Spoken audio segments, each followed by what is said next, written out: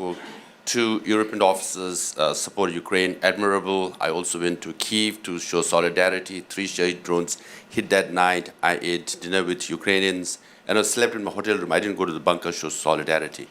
But Europe is defending Ukraine in the name of democracy.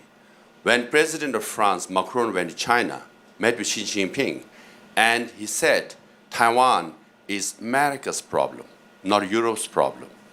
So Europe is defending Ukraine in the name of democracy, but one of the big leaders, major leaders of Europe is abandoning Taiwanese democracy because it's China.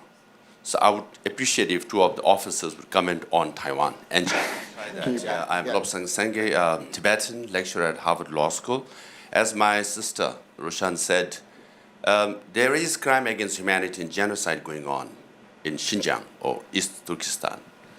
And they tabled a resolution at the United Nations. 49 countries voted for Uyghurs. 150 countries, including Nigeria, Global South, they voted against. UN Human Rights Commissioner has come out with a report saying there is crime against humanity going on in Uyghur people. All the third world countries deny it.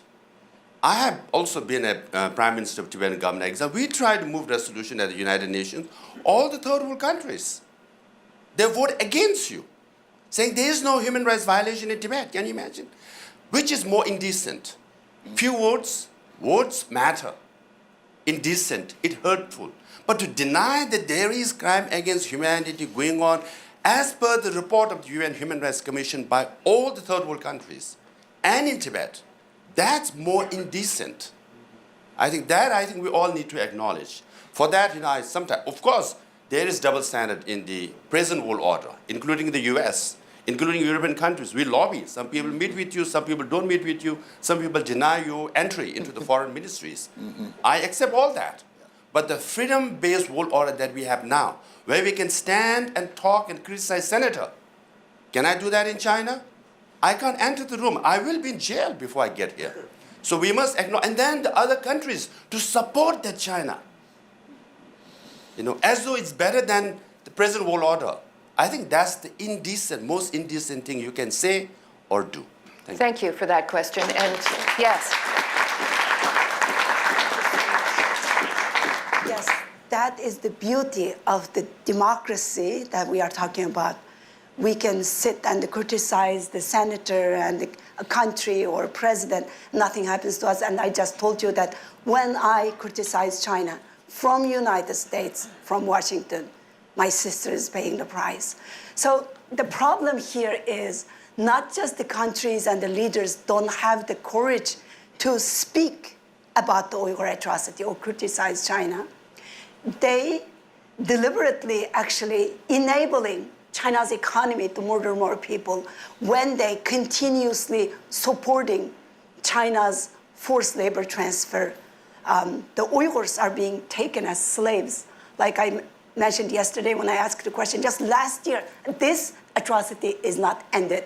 Just the last year alone, 3.34 million Uyghurs transferred to China proper, working in all these famous brand names from all over the Western democracies, basically supporting the companies as a supply, manufacturing the supply chains. So basically, my sister may have made the shirt on your back, the shoes you are wearing, the purse you are carrying. When we look at the history, and the last couple of days we saw this a lot on the videos and all that,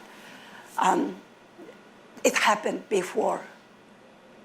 And there is a vow, never again. So do we have the decency and the courage to uphold the vow, never again, with the real actions to follow?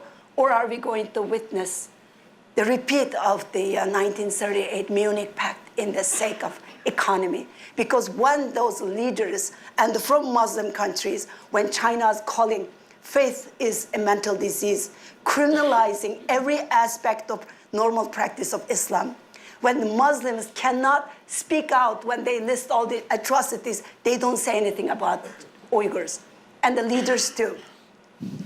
Some of them, they don't say it because they just simply forget it or they don't want to say it. or some of them are afraid of pronouncing it because it's difficult to pronounce. It's Uyghur. And some of them, and some of them are purposefully just the appeasement to Chinese government. So we need to think about, this is not just about the Uyghurs anymore, as I mentioned. It's about the world that we leave behind for our children and for our grandchildren, because we are all responsible for what happens next. If we don't speak out now, then the only voice left will be one of regret. I want to finish it with Xi Jinping's direct quote translated from Chinese. 2-3 years ago, Xi Jinping's speech, this particular quote was promoted a lot.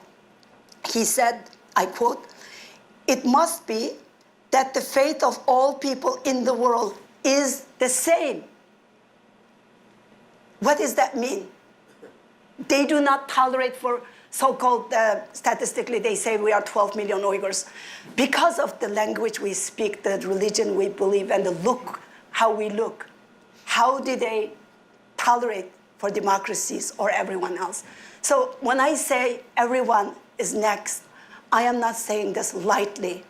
I know how it is to live in an authoritarian system like China. So we need to defend the freedom with decency and the courage. Thank you. Thank you. Back to the floor.